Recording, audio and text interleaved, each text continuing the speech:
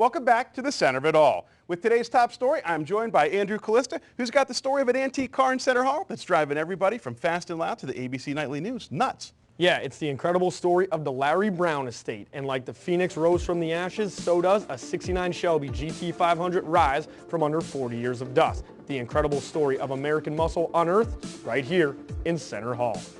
Just the fact that it's a 1969 Mustang and being the Shelby Mustang, the GT500, the low production units of this car being made, and with the larger 428 Cobra Jet motor, and the fact that it was kept in a garage from about 1972 until just being taken out about a month ago, being stored with the hood up, the trunk up, and the fact of just the very low mileage. And there's been a craze in the last number of years about garage finds and barn finds and rare cars being just unearthed. And this is one here that was local in central Pennsylvania that was unearthed, and that's what makes it so special and why everyone's so excited about the upcoming auction of the car. Excited may be an understatement, as people nationwide can't wait for April 25th. If you Google GT500, 8,500 miles now, there's just pages of articles people have done about the car, which led to Yahoo picking up the car, led to Fox News picking up the car on their website, to the fact of them putting on their TV show, to ABC News, and it's just been an unbelievable amount of people. It crashed our website, 12 million attempts to get on our website, to click the link to actually check this car out, which to me is mind-boggling. But the best aspect of the story is how localized it is. From being found in Center Hall to having Ron's mom and friends aiding during the entire process. It's very exciting for us. It's a big undertaking, but it is exciting, and it's nice that it is local and the folks trust us to take care of selling it for them. It's nice for the folks of Center Hall and Center County that have been so excited about the car and read about the car, and they'll have a chance to see the car be sold, and they'll have a chance to witness it and be there, whereas if it was taken somewhere else, it loses its luster. And I've always felt that way about auctions. I like to sell things on site, where they came from, so people can see where it came from.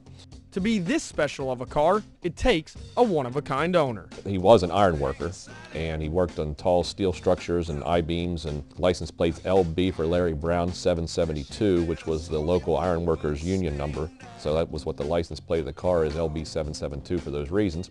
And he actually took tin snips and trimmed the sides of the license plate down because the license plate was wide enough that it was starting to just scratch the sides a little bit, and he didn't like that, so he actually tin snipped it down. But he took very good care of his things, and he bought a lot of man's toys and enjoyed them, but just didn't put a lot of miles or hours on them. An amazing find is bound to have doubters, but the boys from Center Hall have a message for them. To every 10 people that are interested in the car, 9 people have either something detrimental to say or don't believe it, to the one person that actually understands it.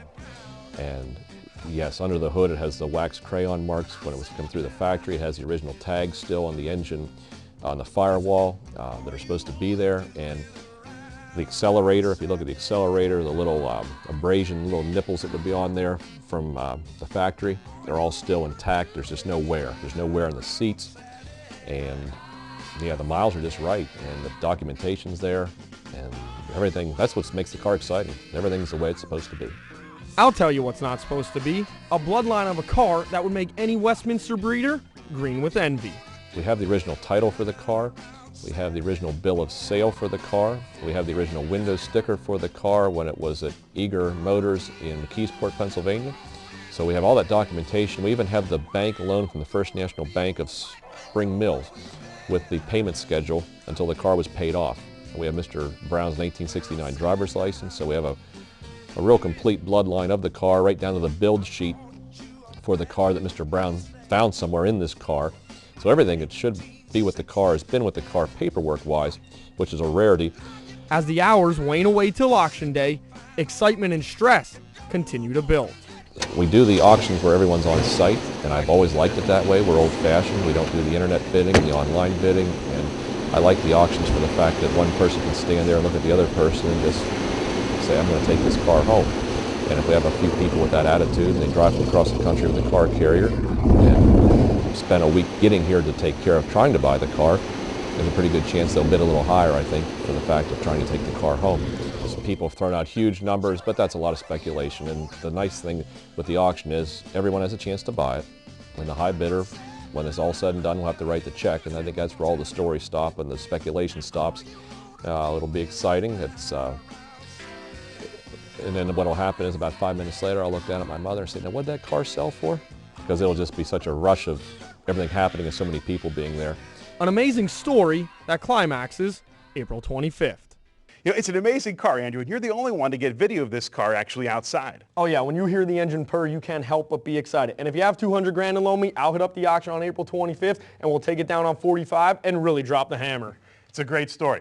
When we come back, we're going to check in with one local golf course to see how they fared during this tough winter.